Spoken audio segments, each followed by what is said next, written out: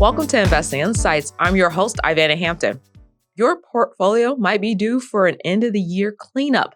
The Morningstar US Market Index is up about 15% through mid-November, and overall performance has been strong for years, even after 2022's down market.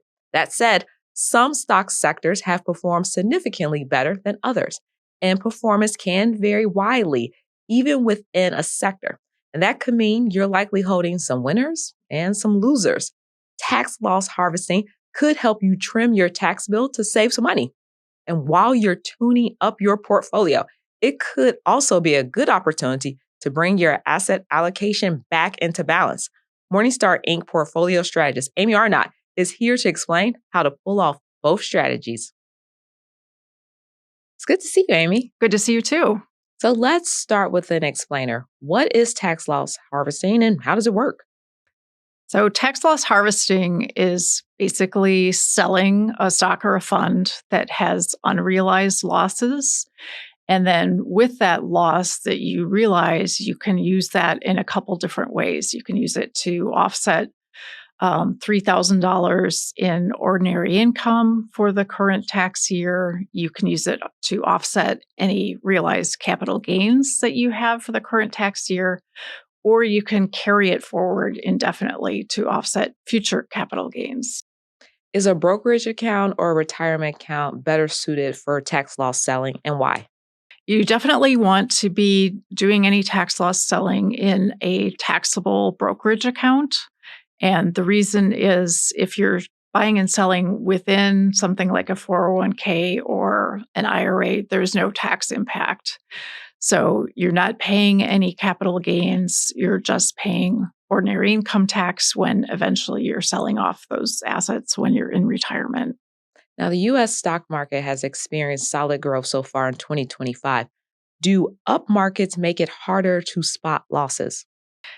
They do in general, although it all depends on when you bought the stock or the fund and at what price. So if you bought something a few years ago at a higher price, you might still have a loss.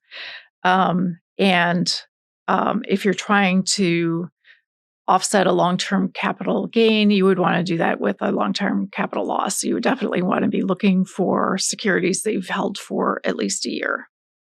And why is tax loss harvesting still a good strategy, even when times are good? Yeah, so if you look at the major market indexes, the gains are pretty strong for the year to date. But, as you know, a lot of that has been driven by the securities at the very top of that market cap range, the Magnificent Seven, AI-driven stocks that have had such enormous gains until the past week or two.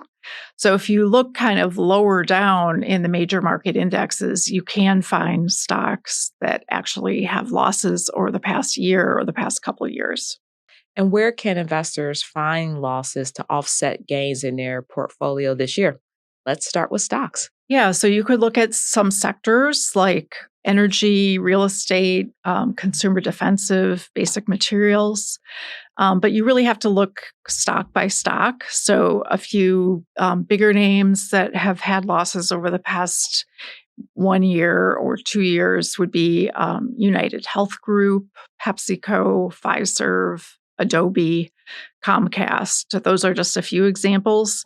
But even with those stocks, it all depends on exactly when you bought them and at what price.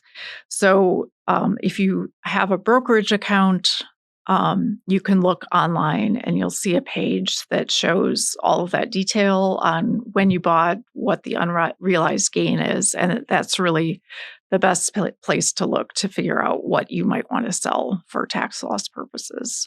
And what about mutual funds and ETFs? Yeah, so most mutual fund categories have gains so far this year, but there are a few places you could look, like small cap blend, small cap value, consumer defensive, real estate, maybe long-term government if you bought in several years ago. If you're looking at the bigger funds that are widely held, I think unrealized losses are pretty few and far between. But if you look at some more specialty areas like inverse leveraged funds or miscellaneous sector funds, there might be more taxable losses there. Now, once folks figure out what they want to sell, they have to be careful about not breaking wash sale rules. Can you explain what those are and how to play by the IRS's rules? Right. So the IRS doesn't want you to sell something just for tax loss purposes and then immediately buy back the same thing. So if you did that, you would have sort of an artificial loss because your economic exposure would still be the same. So to avoid that, you want to avoid buying what they call a substantially identical security in the window that is before the 30 days before you sell and the 30 days after. And substantially identical is something that the IRS hasn't precisely defined. But according to most tax people I've talked to, if you're looking at a fund, if you sell a fund that is tracking a certain index and you buy a fund that is tracking a different index, you should be okay. You sell a stock in a given sector, you could buy another stock in the same sector as long as it's not a different share class of the same stock. That's good to know. So, what are some other strategic ways to take advantage of losses? Yeah. So, as I mentioned, you could use losses in a few different ways. You can offset up to $3,000 in ordinary income. You can offset capital gains in the current year, or you can carry them forward.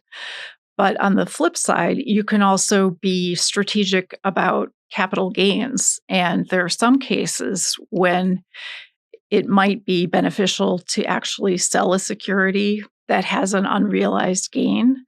And the reason you might want to do that is if you're in a year when you happen to have lower income, you could be in a lower tax bracket for capital gains. And, for someone who is married filing jointly, for example, if your taxable income is below about $97,000, those capital gains would be actually taxed at 0%. So if you're in a situation when you happen to have lower income for that year, you might also want to look at using realized capital gains in a strategic way. Well, in the spirit of tuning up our portfolio, this might be a good time to rebalance. How does that work? And why can it be an emotional challenge sometimes, Amy? Yeah. So when you rebalance, you're looking at the overall target mix of your portfolio and how the current asset mix compares to that. So, as the market changes, some asset classes go up, some asset classes go down, and your overall asset mix can kind of drift away from what you originally wanted it to be. So rebalancing usually will involve selling assets that have gone up because they would be over your target levels and using those proceeds to buy into asset classes that have gone down. And why that can be difficult is, sometimes if things are going up, people are reluctant to sell. And in fact, you could miss out on some gains if you sell for rebalancing purposes. So the purpose of rebalancing isn't necessarily to improve your returns, but really to control the risk level of your portfolio so that it doesn't drift too far away from your target levels. Well, that's a good reminder. You've recently written about that a few areas might be out of whack. Let's start with the 60/40 portfolio. What's happened over the last decade? Yeah. So if you had bought a 60/40 portfolio 10 years ago and not touched it at all, you hadn't done any rebalancing over that period, you would be up to about 80% in stocks and 20% in bonds. So a very different risk profile than what you started out with.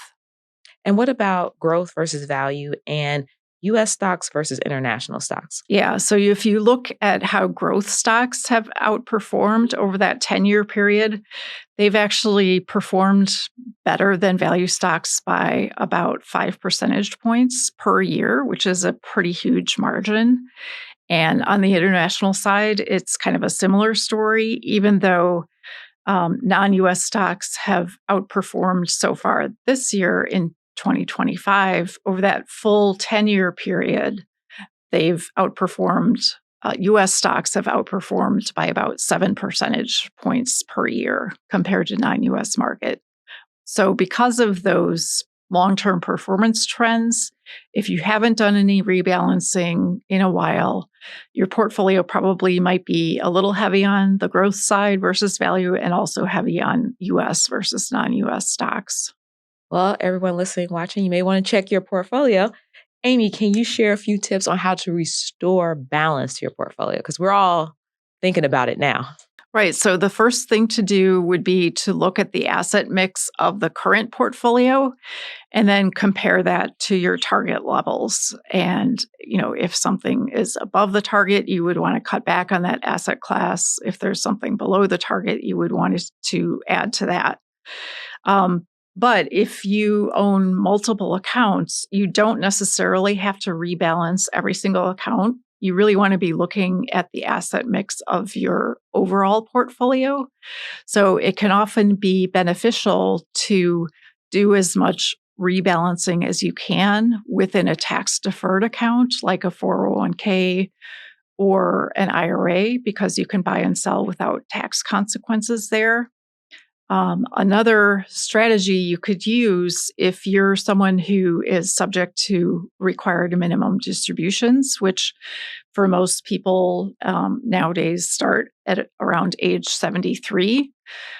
Since you have to sell anyway, it's probably beneficial to sell areas that have gone up and might be over your target levels.